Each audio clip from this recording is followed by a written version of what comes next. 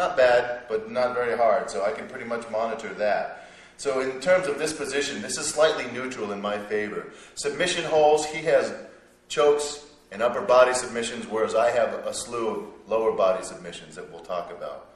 So in terms of the guard, I'm not able to E and E though. He can hang on and I won't be able to get out of here. That's one big disadvantage, why you'd never want to end up in this position. And the same for him. He's never going to E and E. He doesn't have good control of my weapons. So this isn't really a good position. We call it neutral, favoring me because I'm going to be a little bit more mobile. He's going to have a little more favor in terms of getting submission holds.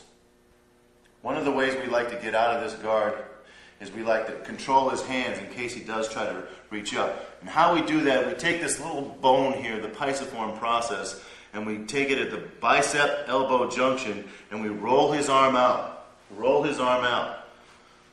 When he tries to fight that, it's a little bit harder for him to fight. I have more of a mechanical advantage when I'm leaning, and I want to pop up. Now, generally I want to try and stack him, so I've kind of got my knees under him, and I'm stacking him up like that. And I'm able to break it or rotate and get a lock this way. Again, in a position here. Okay, I'm not worried about him headbutting me because if he can sit up that hard, then I'm not pushing down on his arms enough. And as I scoot up, I get my knees under his sacrum and stack him up a little and then just hip twist. And now I'm back to having a better advantage. I can get a nice submission hold, putting pressure on the sacrum. That's one way we get out of that. Another way, if you're not able to pop up, is you go back slow. Elbows on the knees. He's going to try and sit up. Just keep your elbows in. You don't want to give up your elbows. Work elbows in. Get a knee on soft tissue. Knee on soft tissue. Knee on soft tissue. Okay? And be careful. Fire a knee and back out. Very important. Let's go to a submission hold from here. So I'm getting my same position. I'm going to do the lazy one, which is the slower one. And I'm going to sit back. I've got a knee in the middle of his sacrum, and I break with my elbows. I platform here. I don't want to go back down to the ground. This is nice and all, but it ruins my mobility. I can get a submission, but he can reach down and take a gun out and say, sure, it hurts, but bang, you're dead. So when I get up to this position, I want to get into my stacking position. Monitor his weapons. Okay, I'm in his guard again. I'm going to get a nice lock from here. It's a knee lock. So I'm breaking this, and I sit back, and I break it. And now I'm going to take this, and I'm pivoting all the way around. So I'm up here, and I want to be underneath both his arms.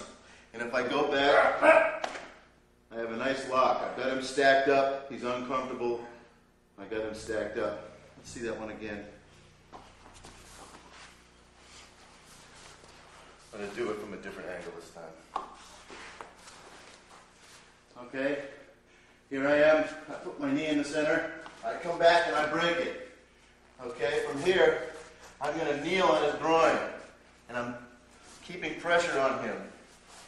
From here, I'm just going to step over, bring my leg back, and stack him up. Here, you can't get to a weapon.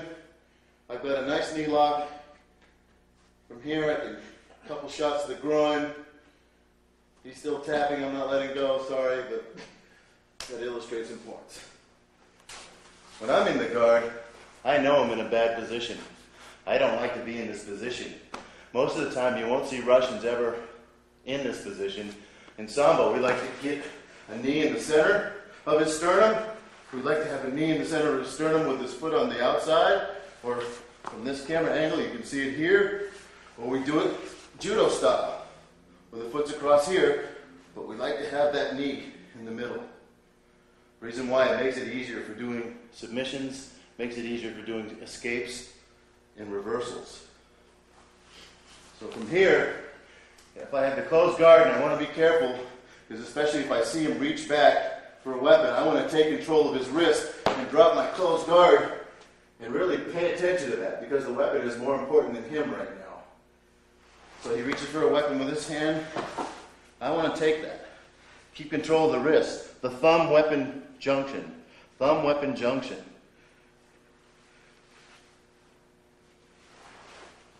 Really important to monitor weapons. If I end up in the closed guard, I want to get that knee there. Feel much comfortable with the knee. So I'm going to slide back and get one of my knees there. Russians are going to tend not to submit from here. They're going to launch. Get out of the area.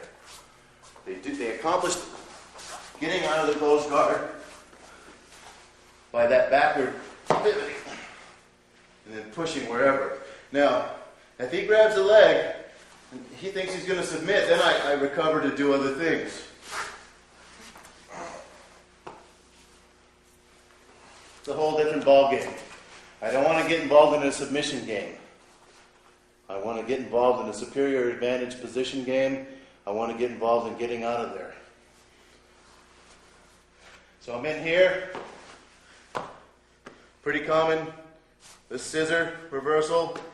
It's better to move his head if he's got a jacket or if he's got garments you can manipulate. That allows me to get on top. See that again? Slide down that way. From a closed guard, I'm going to shimmy back and get that knee across. Now, I'm going to either take him here or at the head and elbow if I don't have garments that I can manipulate. I'm kicking this way, and this other leg is kicking through like a scissor action. So I scissor through, and I immediately come up and step on that hand. Fire some blows. Sorry. Take care of him that way. That's one reversal. That's with the Japanese style. Knee across that way. Now, if I have the knee this way, one reversal I like to use is my other leg comes back and I hook his other leg. So let me show it from the other side. I'm here. This leg comes in and scoots this leg. And I push. Fire out. Get out of there. From the rear view, you can see the foot position a little bit better on each of these. Drop, shimmy back, get my foot across. I'm planted deep on the hip. Here I am with my other leg.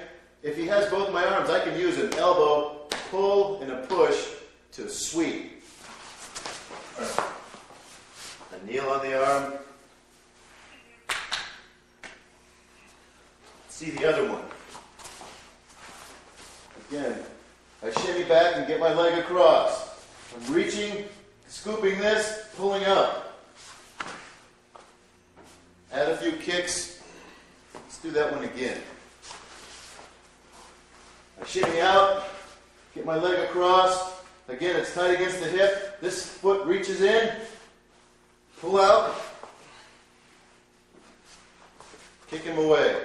Get up. Remember how we said to get up?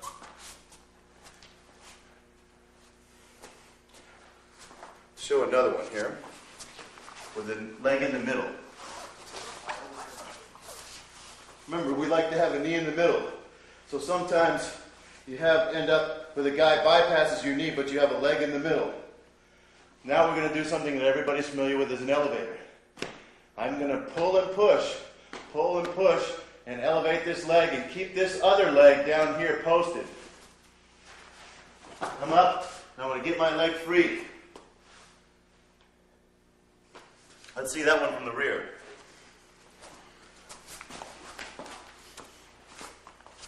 So here I have my leg in here. I'm going to lift out, up, and across while blocking here and manipulating his upper body.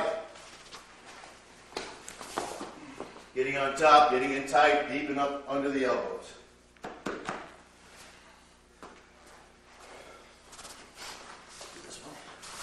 Now, from the various foot positions, we have different manipulations, submissions.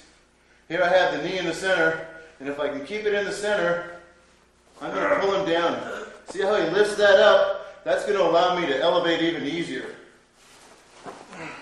But you can still get a quick submission by pulling his head down. From the leg out to the side, and my knee into the center, it's real easy just to pivot and loop that leg.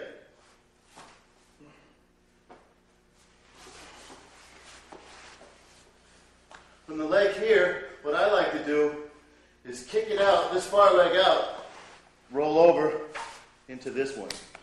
Now remember, these submissions are last minute things to do. Too many things are compromised when you end up in this position. But if the opening's there, take it quickly and then try and get out. Striking from the guard, while you have the guard, there's some interesting things that I'd like to bring up that not a lot of people are paying attention to.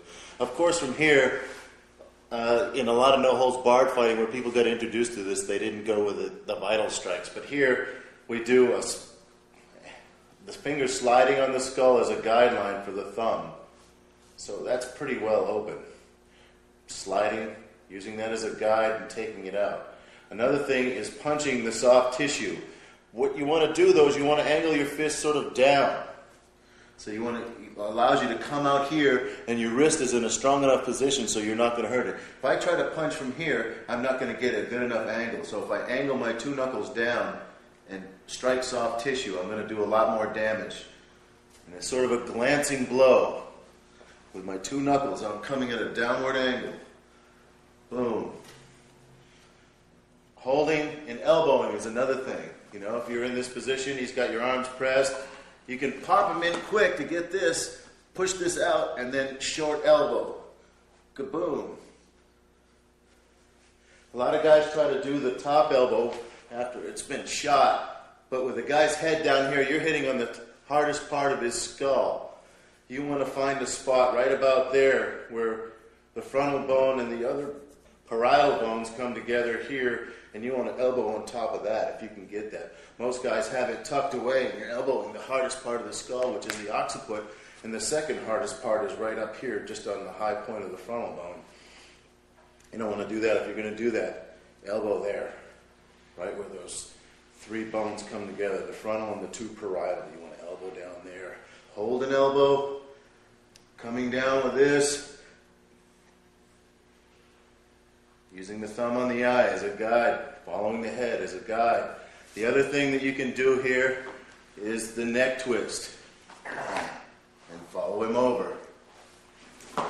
Real simple, real effective. That's some of the ways you can strike when you have the guard. Now, when I'm in his guard and I want to do some striking, I need to try and develop a situation where I've straitjacketed him for just long enough to get that big punch in, and I don't keep trying to punch myself out. So we're in here, and I've got him up like that, and he swims on the inside. See, I've just created a situation just long enough where I've trapped his arm. And again, I'm going to go for that same knuckle thing. Soft tissue, right near the jaw or right near the ear. Boom, boom. That's probably the better spots to strike. Elbow, same thing. I can take it from here, but just long enough. You want to get straitjacketed here. We're playing this arm game. He's looking to try and get a submission. Just long enough. See, I can just lean and boom. Elbow. Same thing. Eye. Follow the guide. Follow the guide. Follow the guide. Those are some basic ways to strike from the guard. So here I am. I'm in the position where he's got the mount. Let's evaluate this position. Am I able to really effectively get a weapon? Not real well, because as I'm reaching down, he's able to put a lot of body weight on. So that's pretty negated. Am I able to punch him? Not with any effectiveness. Can I do any submissions on him from here? Maybe one or two, which we'll show you. He's in a great position, because I can't E&E, and he still can. It's a little bit harder for him, because I can just hold on for dear life. But he's able to deliver enough of his armament so he's able to get away. So this is a great position for him. He's got full use of his weapons, both natural and artificial. He's got great mobility. He has a pretty good view, almost 180. He can't see behind him, so it's not the primary position that we'd want to be on top. But he can certainly negate anything I had to do. My only hope is to get a submission or a reversal from here. He's got good position. He's already up under my arms, so it's going to be tougher. My goal now is to shrimp backwards so I get in this position with my elbows down. He's going to be trying to punch me. Every time he does, I want to do that. As soon as he's up and puts his hand down, I want to suck onto an arm. And when I suck onto the arm, I'm developing a frame. See, a hand over, and this is up, so I'm protecting my face from other blows. I want to trap the other leg by extending it on top or stepping on it and hooking. I'm going to look my head the other way and bridge on my right shoulder. And up here. And I really have to pay attention and get back into the good in-guard principles that we already learned. Let's see that one again.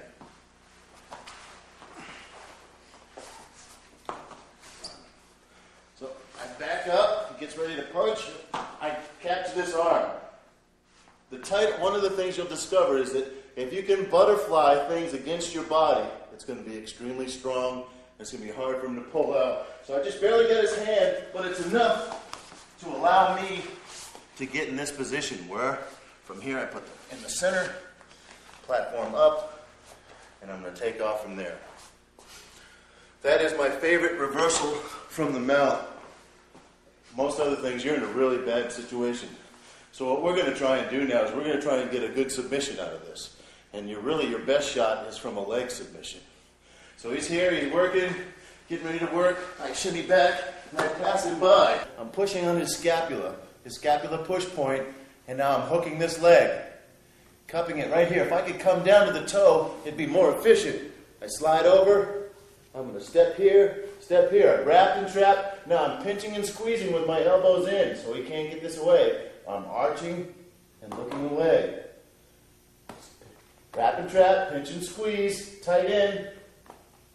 Blocking this here, arching and looking away. Do it again. I've already shimmied back. He's getting ready to do stuff. I pass him by and really make good use of my elbow on that push point. Driving. Step on this. If his leg comes straight, I have to do a different lock. But for now, I've got it at 90, at least at 90. I'm stepping on his far ankle and calf. I've wrapped and trapped. I'm pinching and squeezing with my elbows, and I'm arching and looking away.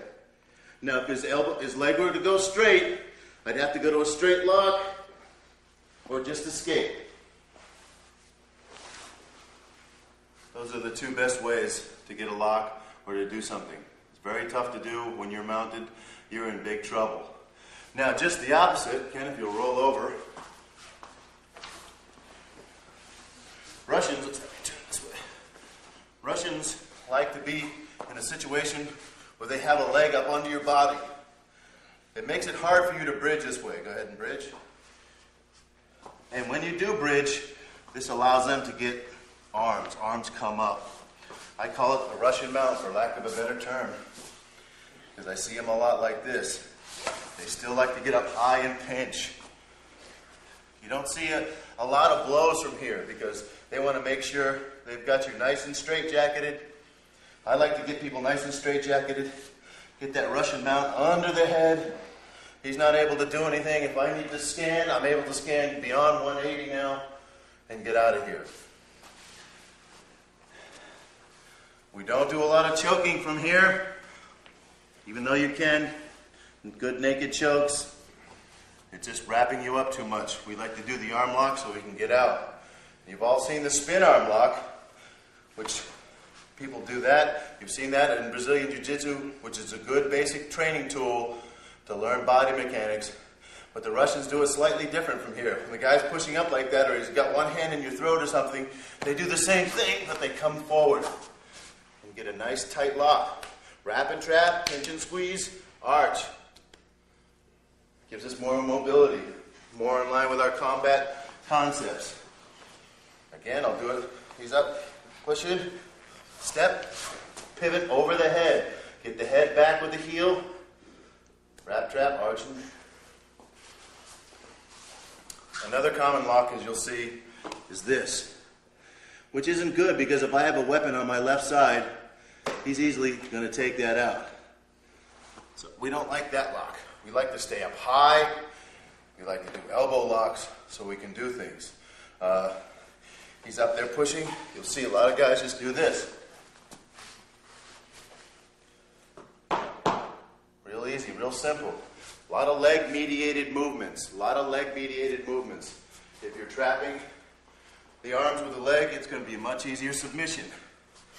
So one of the things that's common is you'll have a guy who's got good position, got his elbows down, They'll lean forward and then use their body and pop one up. Lean forward, pop one up, and then just walk up. Now here, I'm going to set the platform. I'm still in line with my combat principles doing that. One of the perfect ways to deal with striking, especially if a guy's really has a good mount, he's really balanced, knows how to punch with the mount, and seeing that most people are right-handed, I would go to a frame like this. That's going to protect from the roundhouse rights and blocking from most of those until you can get him off balance to do something else. But it's important to get that frame. You want to protect your ears so you don't lose an eardrum and lose balance. You want to protect your carotid sinus so you don't get knocked out from something like that. And you want to protect your nose. So that's how we're up in here like that. It's a good frame until you can get yourself together, especially if you're stunned. It's a good way to allow yourself to regain some composure. Now, if we do it from the other side.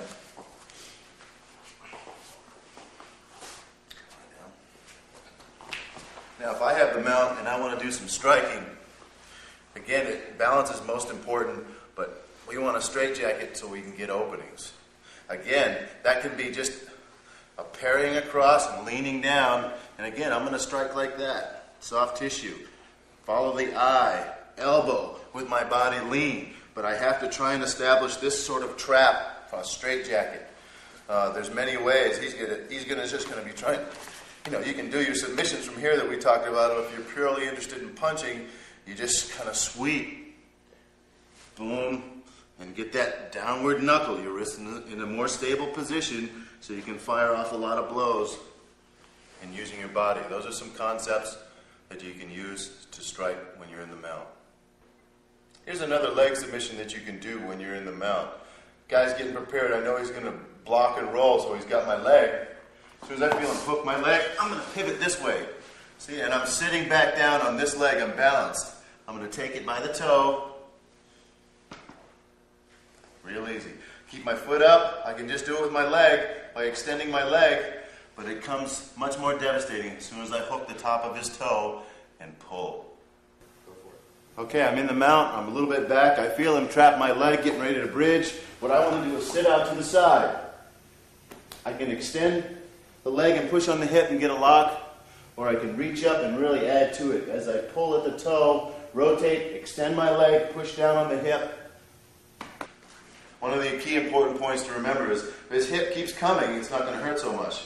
I just roll him back right on his hip bone. Remember, that's a push point and a rotational point.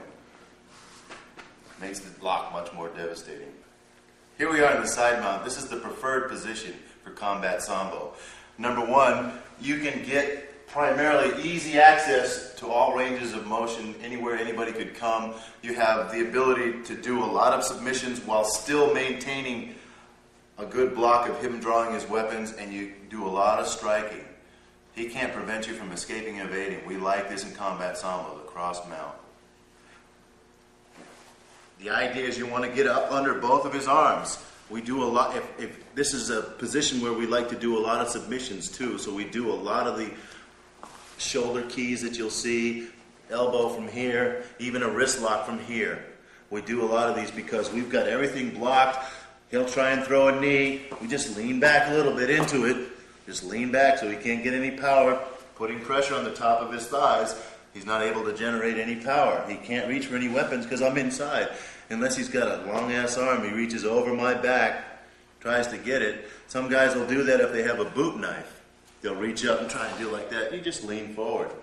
So here we have this shoulder lock. No thumb grip.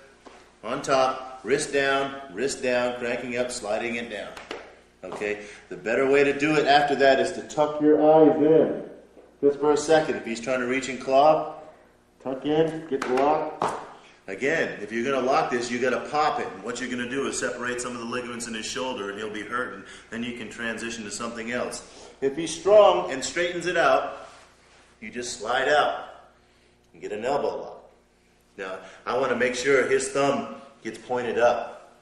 So as he straightens it out, I want to roll him over just a bit and slide down. Get that down. Sometimes you might have to use your head. It's not always for thinking. Another issue, if he's down here reaching for a weapon, it's easy to take it and slide it.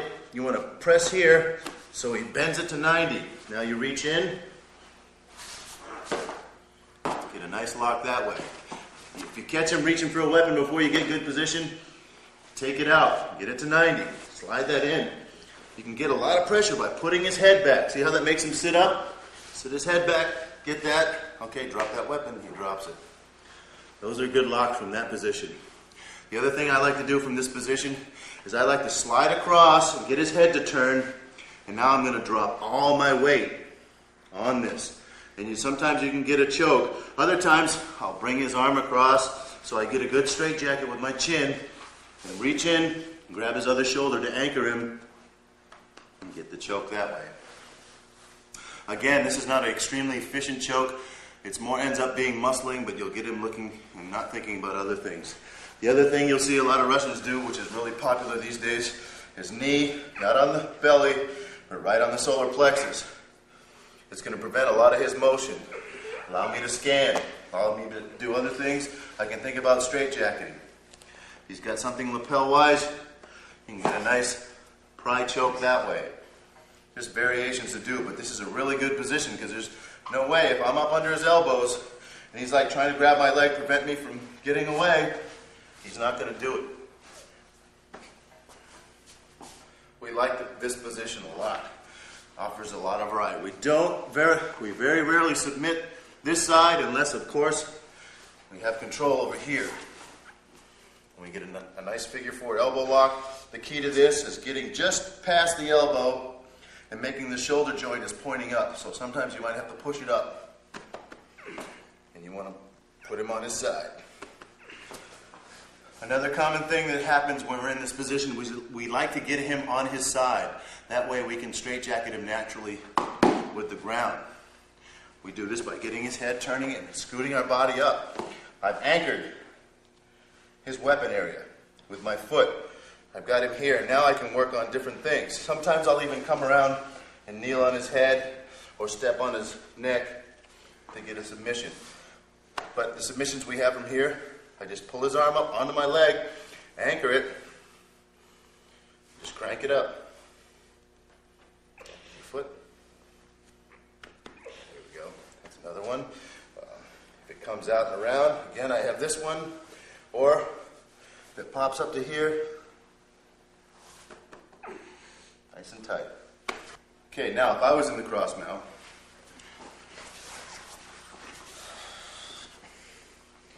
again, I want to have my hands as close to my weapons as I possibly can, so generally I end up in the position like this. One near my weapon, one hand up near my face. He's going to try and deal with this weapon hand, right?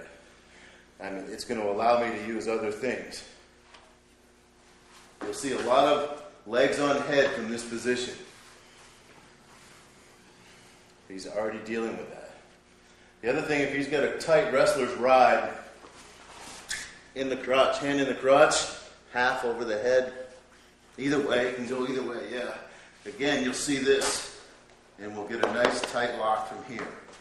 If he's got it the other way, again, I'll slide out, and I've slid out, and I've got this trapped here against my head. I want to shrug up right there on the elbow. So the more skilled guys are going to put their knee in your belly or something like that and put pressure on you somehow. One of the things is you want to manipulate the leg. Let's see that again. I've got my hand down here. He's got his knee on his belly. I've got head control here, and I'm bringing the leg across the body, and I'm pushing up with this leg. From here, I would probably open up the groin, stack him up, monitor this weapon hand by getting across, and just finish him off from there.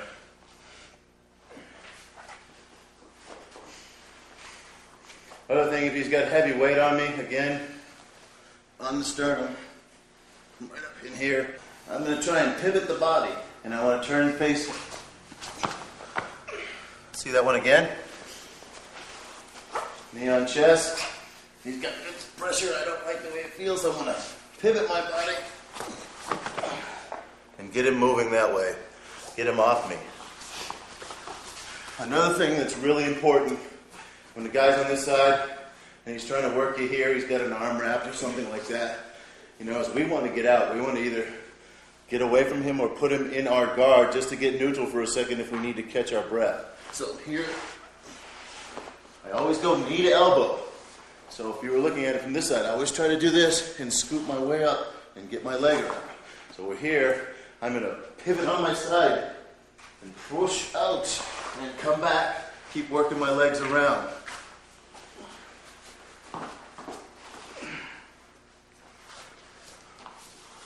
See it from the other side.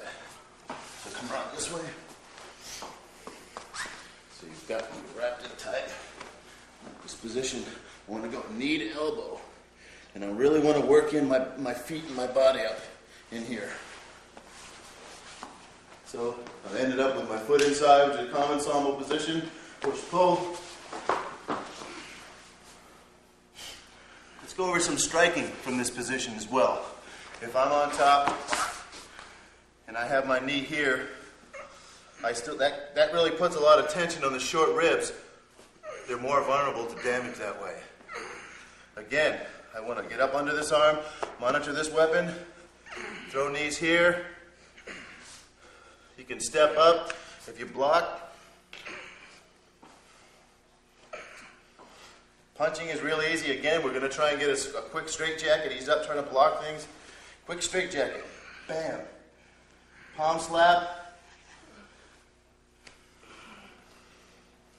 The idea is to get that quick straight jacket. His hands are up trying to defend.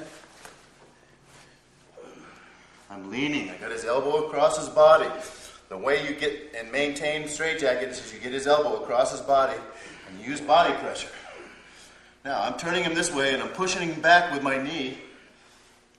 Hammers to the ear, to the nose. Different ways of striking. From the bottom,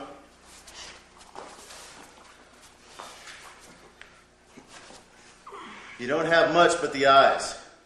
You really can't get enough damage on this one. He's got too much to block it with. So you go for the guide. Guide, thumb into the eye. Thumb into the eye. Pushing the head. That's how you strike from the cross mount. Another common position in grappling you'll see is the rear mount. People putting the hooks in. This is really good for dominating a single opponent, but it reduces your mobility. He can actually hold on to you here so his buddies come and take you out. What we prefer to do, if you could face to the side, is what we call in wrestling a crab ride.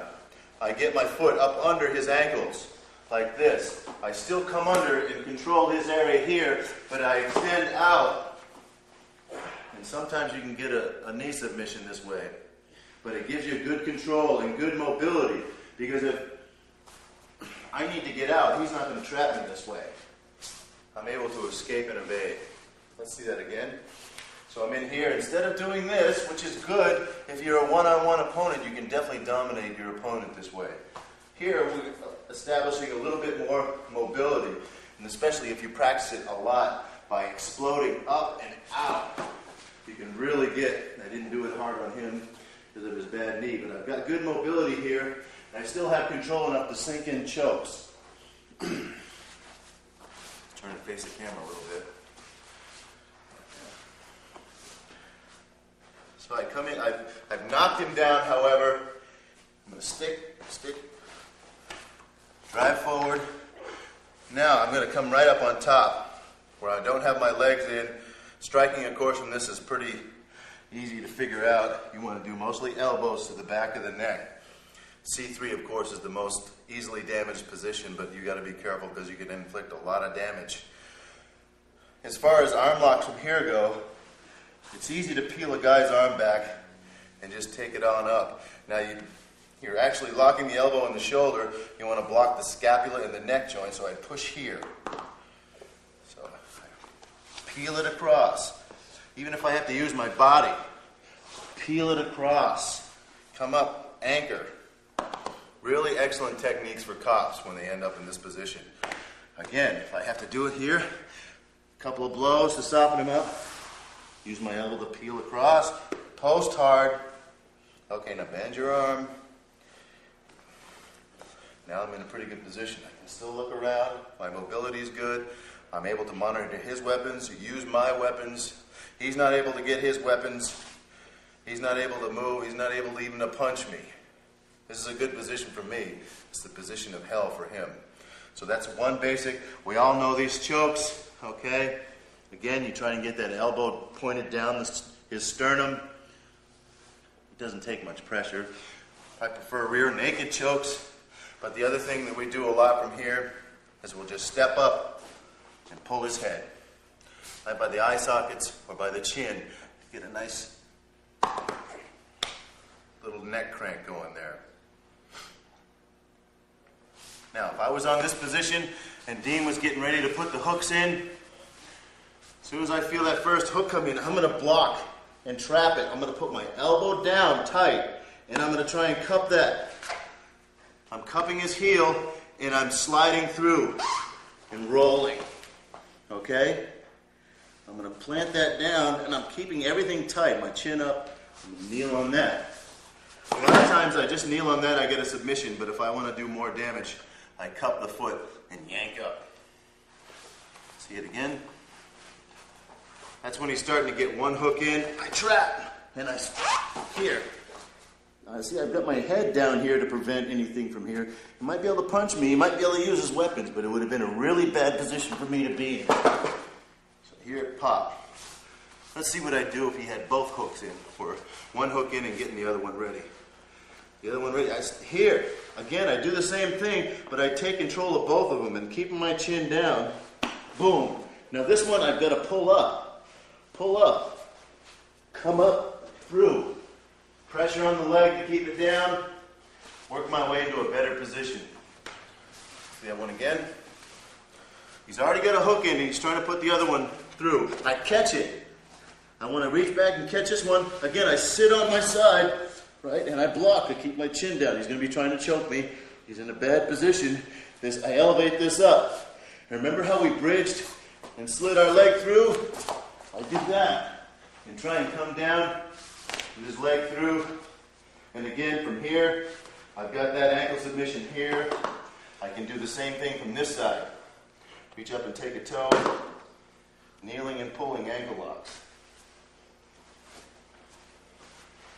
In terms of striking from this position, I don't really have any strikes other than trying to catch him with an elbow, but if he knows what he's doing, I'm not going to get those. If he does the crab ride and sticks his legs in here and tries to bring me forward, my goal is to roll and try and get those free. Kick, scoot through, and get a cross mount. As he's trying to spread my legs apart, I've got to do a shoulder roll. Drives forward, and it'll get me free, especially if I want to get out of here.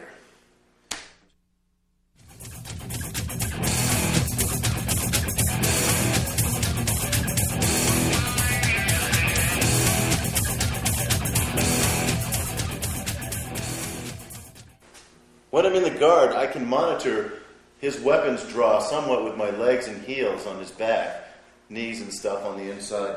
So if he sits back to go for, I need to come and go for that thumb weapon junction. So he's not able to really cleanly get that out. As he starts to pull out, I'm going to have to really monitor that. I don't want to allow him to clip it. So I've got the various maneuvers. The key principle here is reaching up. If he blocks with this arm as I'm going up, I need to come here. Scoop my body out so it's much easier to do that. Get a foot up, anything you can to assist that.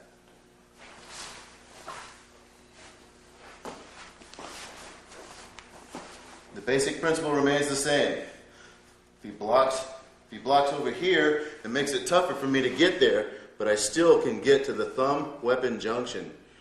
Okay? And I want to get involved. He's going to try and pull out. As soon as I feel him snap it out, I need to get mobility and get out of there.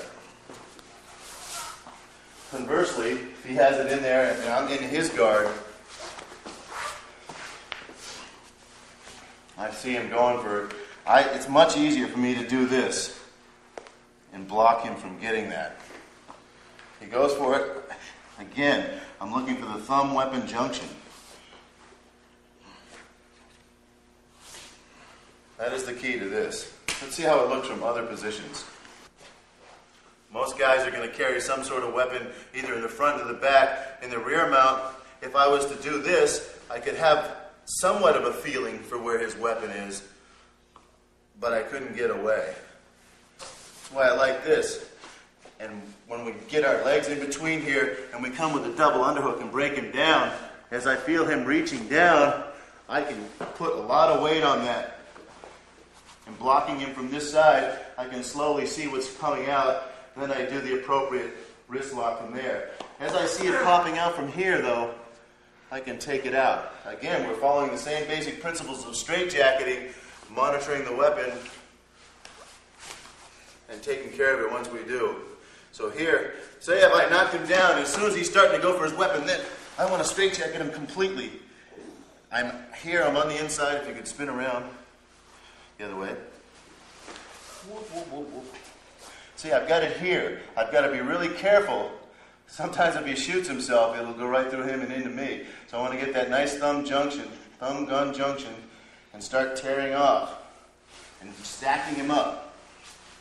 He goes for it with the other hand. No way. I want to block him out.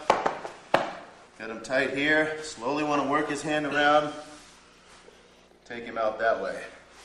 If he has a weapon, and he's doing the stuff from here, you're already in a really good position to start praying and confessing all your last sins. That's all I have to say about that. From the side mount and dealing with a weapon, this guy has a clip-it on his side. I didn't quite notice it, but I threw him down. I'm getting ready to deal with him. He's going to reach for that. It's real easy. Use my weight, my body weight. I'm kneeling, or even if I'm here, he's got that weapon.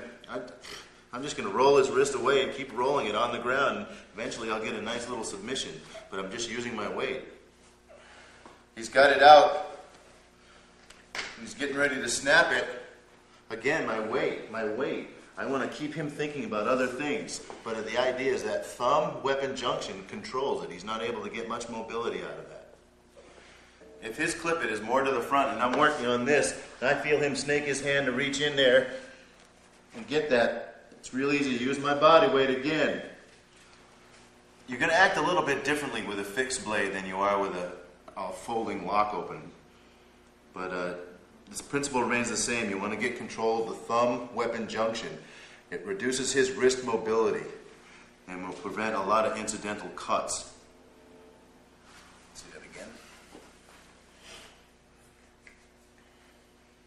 Here I am dealing with this, and I'm getting ready to do a lock. And he reaches through, and I feel him get a weapon or doing something with purpose. I get that thumb weapon junction, and I have control. I'm using my body weight, my big old belly here. Get him going. Real easy. I have control of the thumb weapon junction. It gives me a lot of power here. He's not able to get out very easily. He does not able to do some carving. Thumb weapon junction. I felt him go for it. I just leaned my body weight on there, forgot about this lock, still monitoring this area without giving it up completely. And then I'm going to take out and do whatever I can using my body weight. Give himself a nice little shave. That's one of the ways you can deal with a weapon from the cross mount. Here we have a position where I'm mounted. He has a weapon. He's getting ready to draw it. I have to use all I'm worth. Again, pretty much, depending on where it is, if it's in the holster, he can turn and fire without even pulling it out. So it's really a hopeless situation, but I think you have more of a fighting chance than if the guy's from the rear. So when I feel him reach, I want to get on that thumb gun junction and really try and pull all my body weight. See, he's doing something smart. He's monitoring this shoulder that reduces this hand's mobility. But here, with this position, if I block, cup this elbow and bridge, it's going to be a little bit better chance where now I can use both hands, keep that barrel down with my other hand while I work on this thumb gun junction, trying to pry that loose, taking it out myself. Again, I wouldn't call this a super high percentage concept, but it's what you have. Sometimes you got to go with whatever's there. When I'm mounted on him and he has a weapon, and he's getting ready to go for it, he's actually got a good handle on that. I felt him. He had purpose. He reached across and got something. I'm going to sit back. See how I have that? Nice and sit back. It's going to be tough for him to get out. I've got a nice tight thing. He's going to try and bridge into me or something like that. I'm just going to use my balance. See how you try to use his elbow? I've come around with a different kind of straitjacket here. I'm tight here. I don't have a lot of mobility, but he had a good shot at getting a weapon and maybe getting a shot off. Right now I have it pretty well trapped with my calf. So we're going to do it from the other side, facing the camera now. So I'm in a high mount. I'm getting ready to punch him. I feel that he has purpose. I sit back because I'm not sure what that purpose is. But here I've trapped it. Let's slide around a little bit more. I've trapped it with my leg. It's going to be hard for him to get out. Now I've got to monitor the barrel. So I'm going to put that barrel down or kind of pull the barrel in toward him. Try to sit back on that. If he tries to push and bridge toward me, I'm going to parry that, come around with a lock. Now I'm going to reach down here, fiddling, trying to maintain good balance, good mobility, get this weapon out, and take care of him. Wouldn't call it a super high percentage move either, but it's one thing to do. If someone's got long arms and they're able to reach around you and get a weapon, one way you monitor is with your legs. If I get uptight, I sat. It's going to be tough for him to do something because I'm actually using my calf and my hamstring on his thumb gun junction. Very important. And now I have to monitor everything else so I can come back down and get that barrel and safely remove that weapon. Most guys aren't going to do this because hopefully you knocked him out before that. But that's another concept to consider when you're in the mountain, you're dealing with someone who may have a weapon who knows how to use it.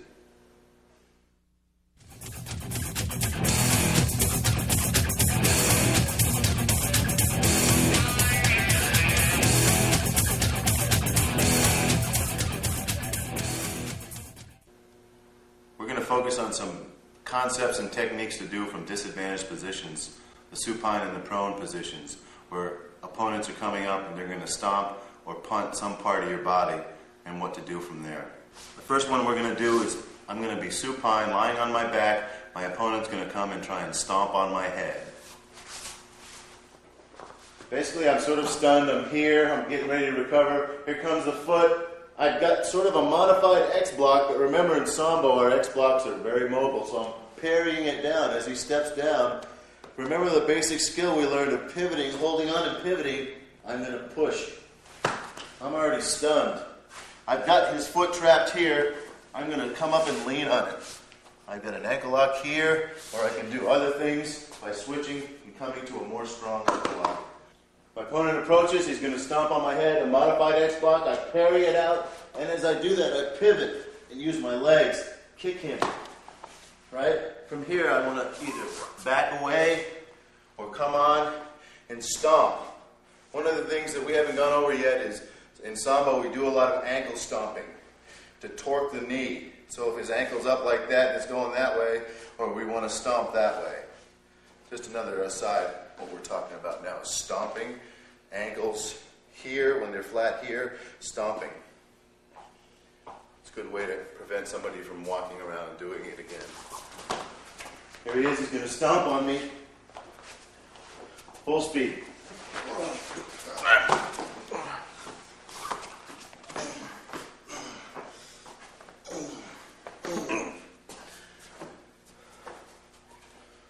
Okay, now we're going to see the opponent is going to punt me in the head. Imagine if a guy had steel-toed boots, what that would do to your melon. Key factor here is, again, is the X block has to be extended.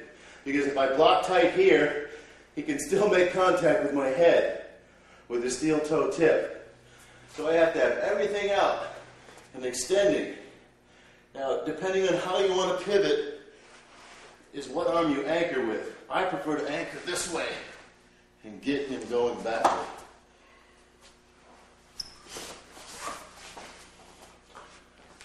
Extend it out, pivot, push on the knee push point, come up, punch him in the balls, step on his arm, kick him, stomp on his face. Let's do it a little faster now. Go.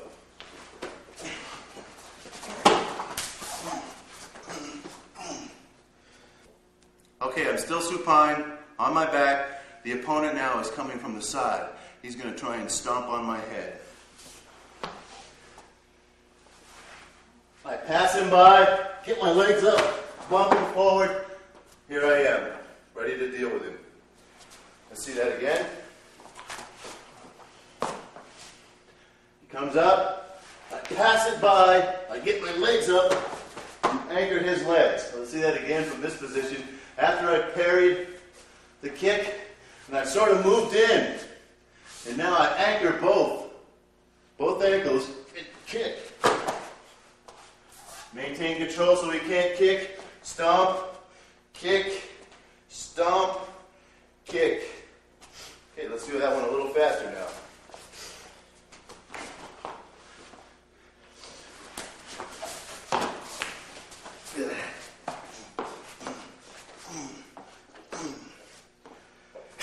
Do it again.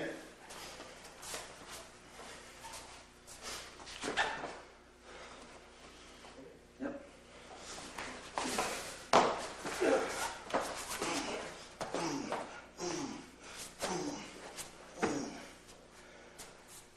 Okay.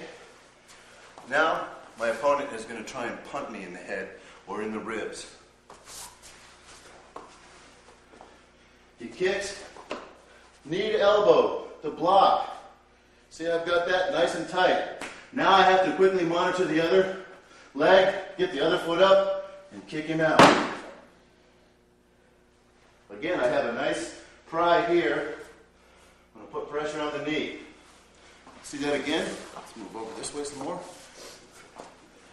See him, he's getting ready to kick me in the ribs. See, I block with my shin or my elbow. Monitor this one. Heel comes on the push point, blocking the ankle and driving him away. I get up as quickly as I can, monitoring. Stomp, stomp, kick.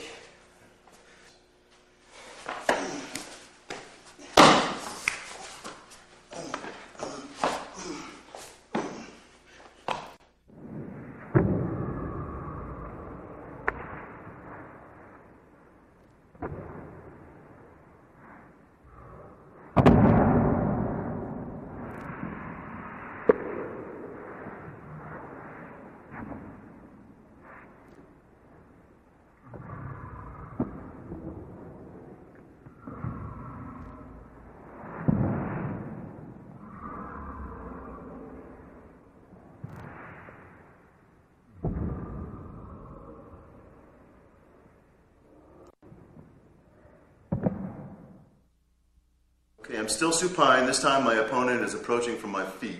He's going to try and stomp me in the balls. As he approaches and lifts up his leg to stomp, I'm going to parry.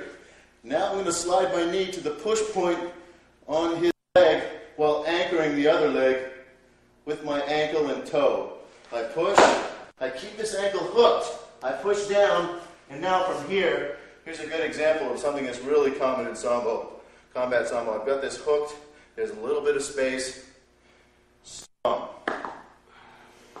Devastating break.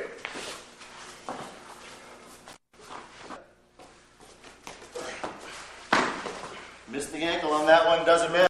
Look what I have here. I've got it here. Boom. Boom. Boom. Boom. Let's do it one more time, please.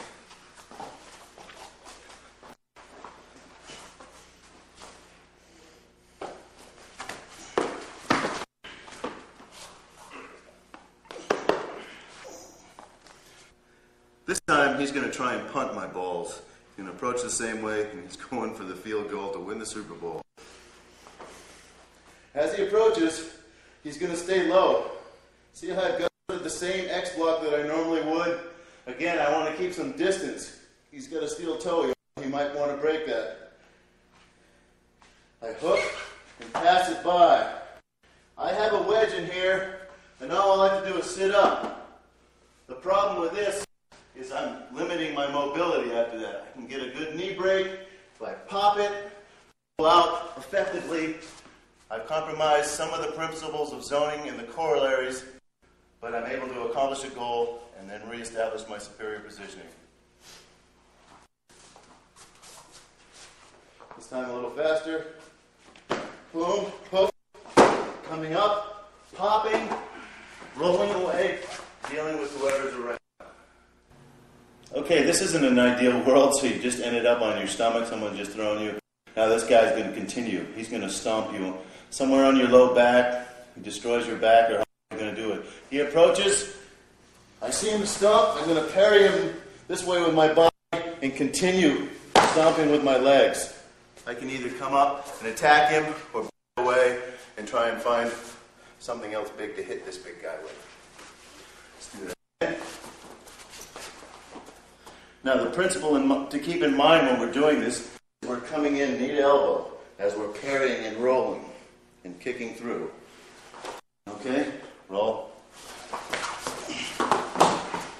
There he is here.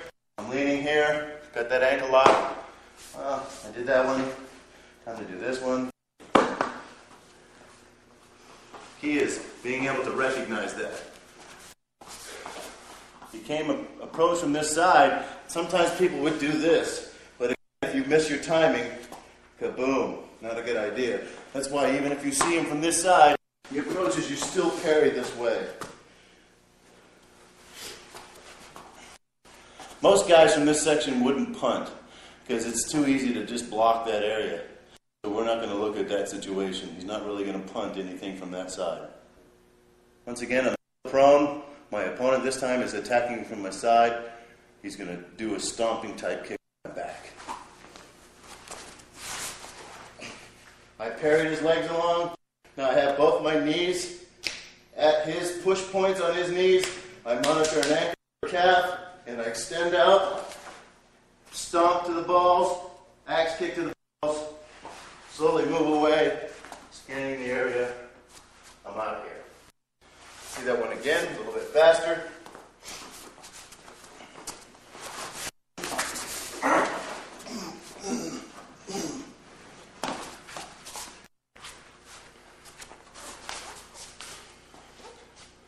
That's how it works. Now he's going to punt me.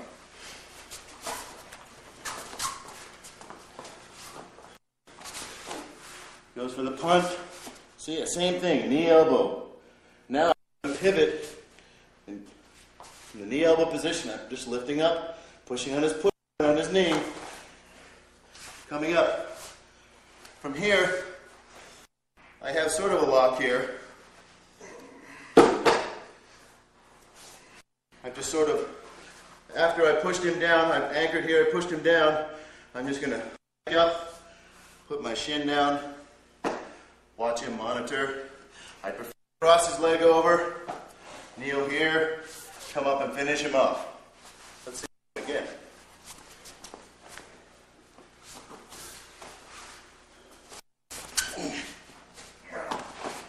I lost the ankle that time.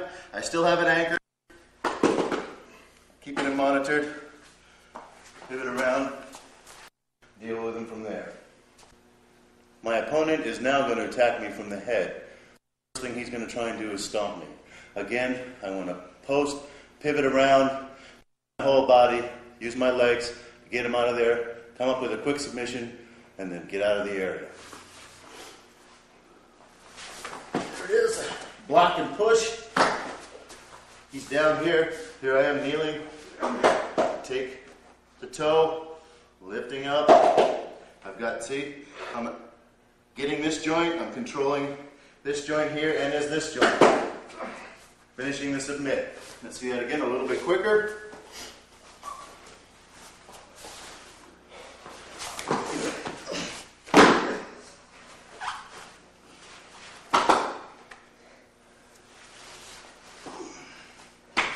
Okay, now this time he's going to punt me in the head. If he had steel-toed boots, I have to be worried. If he had steel-toed boots, I'd have to be wary. That's why when I do my X-block to prevent this, I want to keep that extension out there. And again, it's a moving X-block. I'm going to pivot my body around. Here I am waking up. Boom. I pivot my body around, however I want to do it. attacking him. Kick to the groin, pass his leg over, get a better position.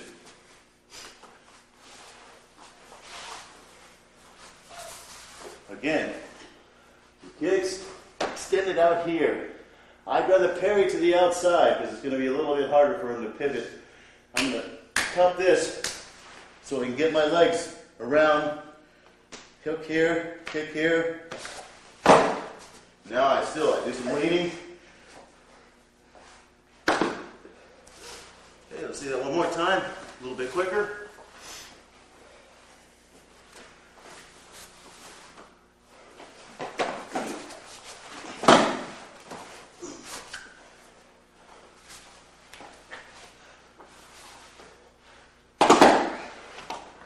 You've just seen some basic movements that we use that you can apply from disadvantaged positions, both from the prone and the supine positions. Again, a lot of movements involved, a lot of using your whole body. It's important to notice that these are the basics. These are something that you can use to experiment with. None of this stuff is set down, just giving you basic ideas using moving points, pivoting the body, and dealing with common attacks from those positions.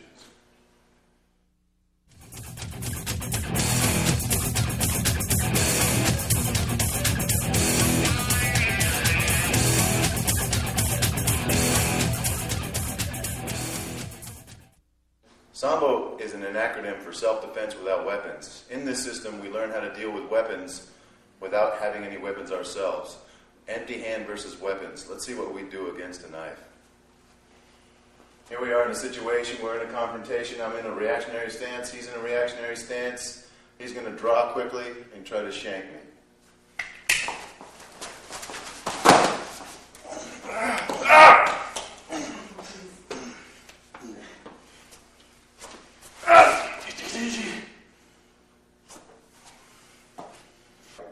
We're going to do this one nice and slow now. Opponent's here, you're in your reactionary stance, he draws. We react by hollowing out and X-blocking and coming to the side. Take the head, get him in a position, line it up so I can bisect his joint to break his elbow with power. Boom, boom, stomp. Pick up the knife so he can't use it again. Take him out. One effective way of using the X-block, again, you're doing it pivoting, it's not a stationary X-block. Here we're going to demonstrate how we deal with weapon draw prevention. As soon as I see him go to draw his weapon, I'm going to grab the thumb weapon junction and deal with it there. Here he is, we're in a situation, I see him reach, I come here, I've got thumb weapon junction, I'm going to come around and reinforce that. Push him this way. I'm going to stomp him down, and I'm taking it out. I've got a nice elbow lock here. I can still pivot him around to look around. Didn't quite get open. Take him out. This time he's going to have the knife in the rear. Some guys do carry knives in their back. It's a little bit more difficult. As you'll notice, each time I reach for the weapon, I'm reaching across so I can come in with full force and dealing with that. So he goes to reach across, I catch it right here. Again, I'm coming full force. I take him down. He's got the knife. I'm here. Look what the position I'm in now. Line it up so I can bisect with power. Wrap, trap, pinch and squeeze. Pop. That's going to come free. Take him out. Take him out. Common mugging scenes are when a knife is held against you, the person is holding you with the other hand and asking for a wallet of some sort. Let's see some ways where we can deal with this situation. Dean? He's got me here. I'm going to parry it, and look what happens. He's got it tight. I'm going to look away, and I'm going to cut his arm with that. That's going to deal with that. Again, with that same arm, I'm coming up around behind with a basic wrist twist. Nothing serious on that. I'm going to spin around.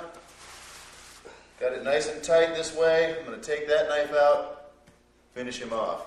Let's see that again. He's got me. Okay.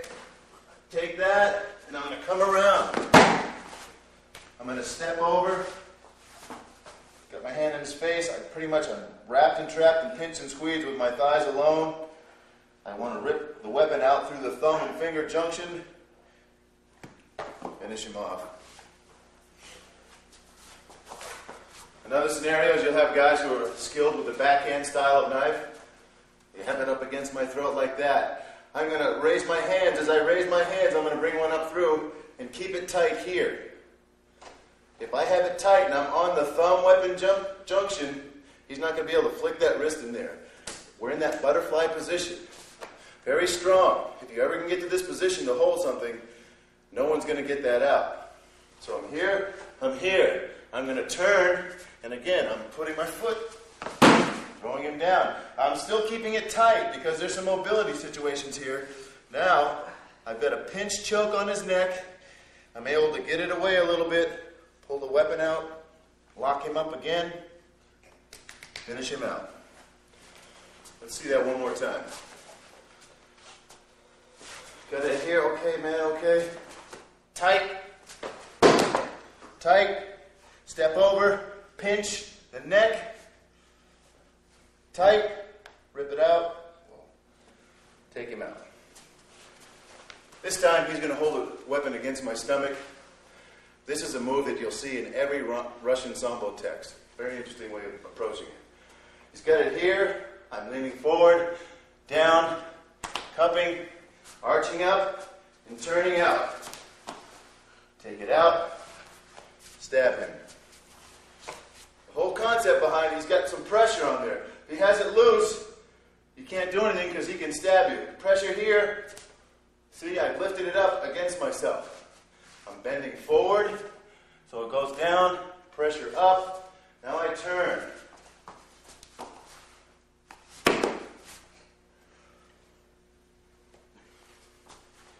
Now he's going to attack me from behind. Here's a common scenario. He's got it around my neck. Again, I'm reaching up with a butterfly. Tight, tight. Doesn't matter which hand's on top. I'm here. Now I'm going to spin. Okay, and I'm stepping again, keeping that tight. He still has a hold of the knife. I'm using my body weight to drive down on. Drive down on. See that again?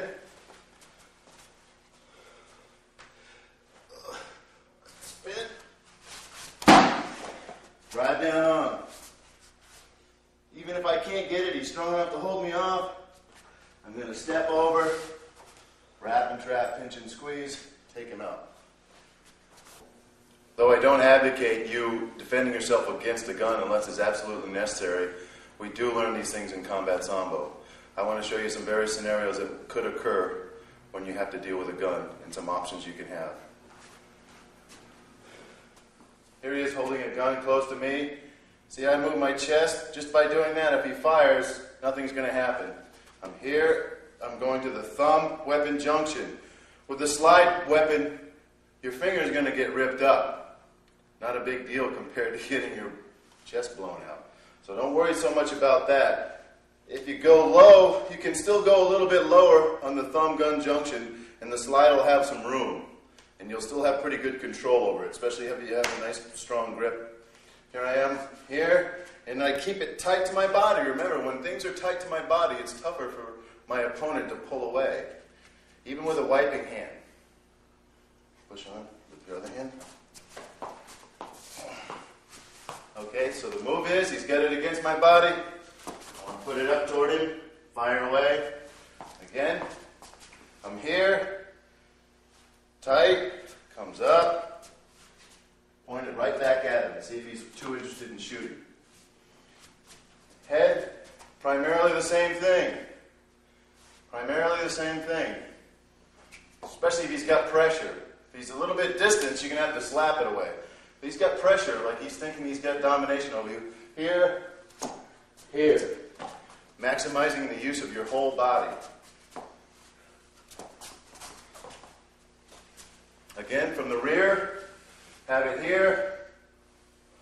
Keep it tight. He's got a little pressure. He's trying to push you along. Got it here. I'm going to slide my bicep right down to that thumb gun junction. I want to take his head out and back it down.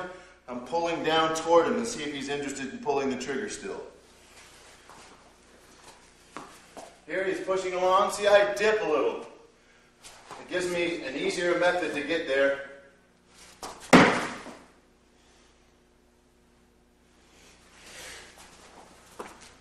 Pointing at the head, a little bit harder. The gun is still pointing away. I want to make sure of that by keeping it tight. You'll notice I have the gun tight. I've got his head.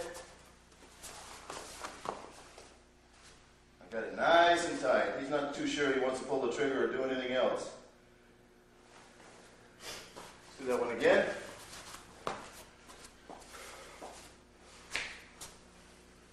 Nice and tight. Pressure, pushing, dip, wrap. Keep going. Keep it tight. That's how we deal with that.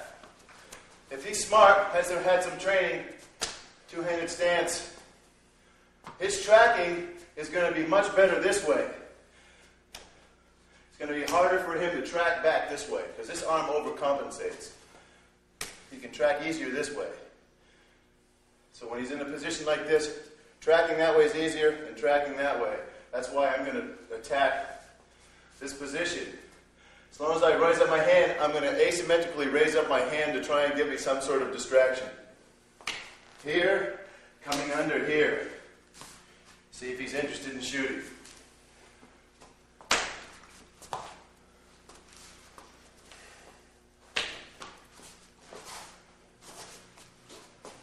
You're not going to get here. I don't have a shot.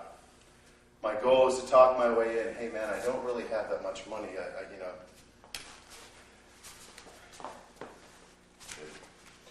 Now we're going to go over some weapons draw prevention techniques.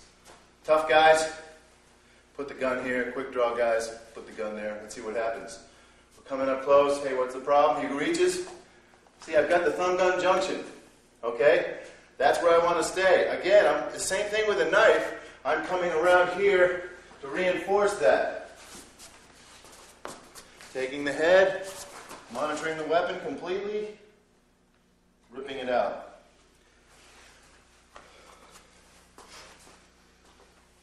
A smarter guy, as he goes to reach and I'm reaching across, is going to parry my arm. I'm still going to get it from this side and parry him around and really get both hands on that weapon before he gets it out. I go to reach here, he parries. I come back with this hand, still there. If he's really quick at parrying my arm away and at the same time and drawing, I won't have any chance. So you might want to experiment with just doing this purely alone. It's going to be harder for him to parry this away.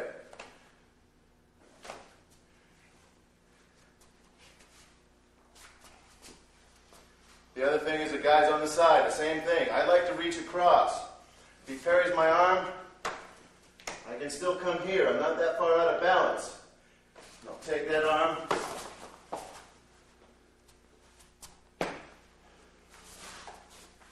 On the side again. Reaching, parries, here, taking the arm. Kneeling. Making sure we have a good idea of what's happening here. Kneeling on the neck, maybe to gain more control. Not that interested now in shooting the gun. From the rear, he holds his gun in the rear. A guy like this with long arms, I'm going to reach on the same side. Okay, so if I see him, they're going to pivot. Most people will pivot to give themselves distance. Go to the other side. Take the thumb gun junction. See, he was looking to parry. I'm going to collapse. Take him back down. Knee on the neck. As he pivots to give himself room, I'm going to come here. Collapsing. Taking him down. Making sure he doesn't have that gun. Taking him out. Those are just some of the ways that we deal with it. There are other ways. Not every way in dealing with a gun is perfect. The ideal situation, of course, is the ultimate awareness. Seeing it before it happens and leaving.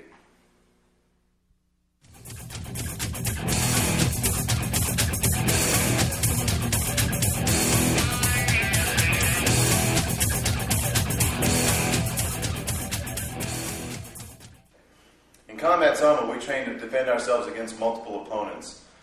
And we use basic things like using the balance points and the push points to increase your odds of getting out of that situation alive and achieving your primary goal, which is to go home safe. Now we're going to see what happens when two guys are coming at you. One guy starts to flank you, and the other guy is getting ready to be the primary initiator of a technique. Guys? Kick.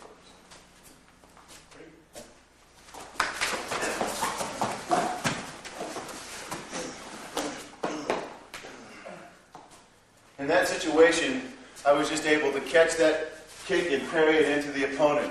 That's a common goal that you see for a lot of people in Russian martial arts and in SAMBO used to deal with multiple opponents. Let's see what happens when the same thing occurs with a punch.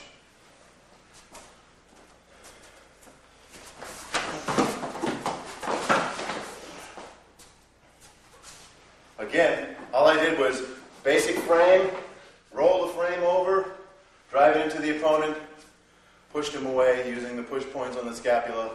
Sometimes I'd kick him in the sacrum just to increase the velocity. That's one way we're dealing with two opponents. Next, we'll look at what happens when dealing with more than two opponents. Guys, as these guys are coming out at me, I want to try and develop a way to make each guy work against themselves. Again, I'm not primarily trying to strike people. I'm primarily trying to pass so that their momentum carries them into the next opponent. So I'm here. He's getting ready. I'm here.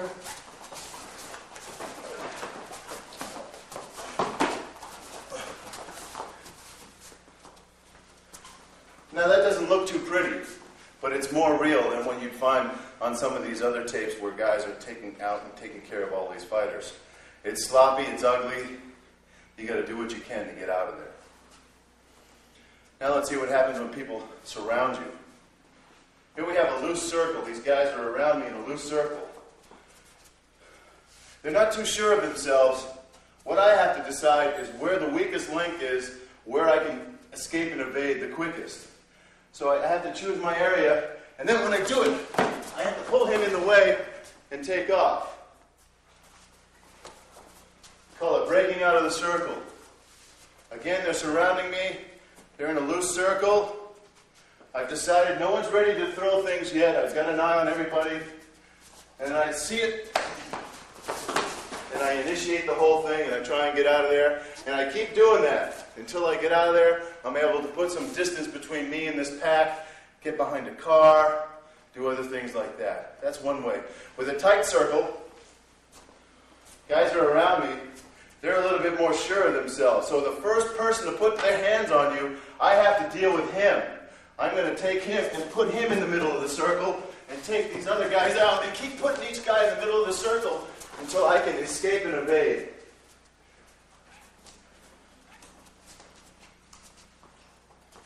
A tight circle. The first guy to put his hands on me, keep putting guys in the middle of the circle until I get out.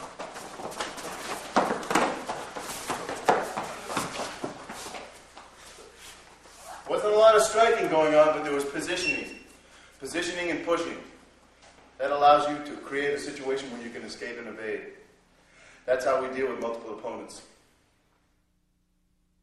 Okay, that concludes our tape. Hopefully you've learned realistic techniques to apply. Combat SAMBO is very effective in the street, and we've provided a base for you to work from. Hopefully you've learned how to use these concepts and techniques so you can expand upon other things or other ideas that you already have.